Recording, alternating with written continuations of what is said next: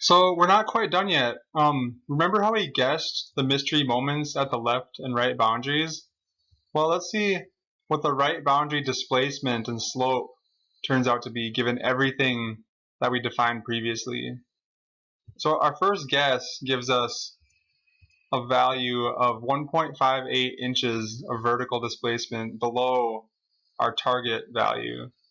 So let's try to increase the moment at the left boundary, effectively increasing the change in slope of every small section to give us closer to that desired zero target.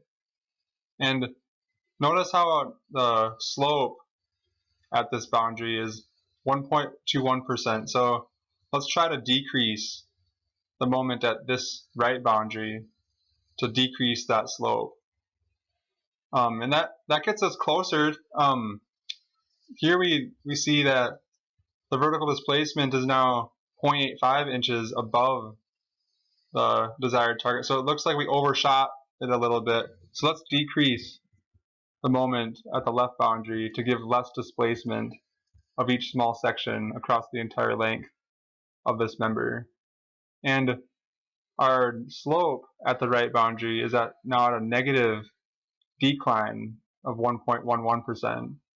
So let's increase the moment at this right boundary to increase the slope.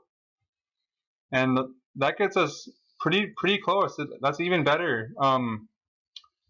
We now have a vertical displacement of 0.31 inches and a slope of 0.04% at the right boundary.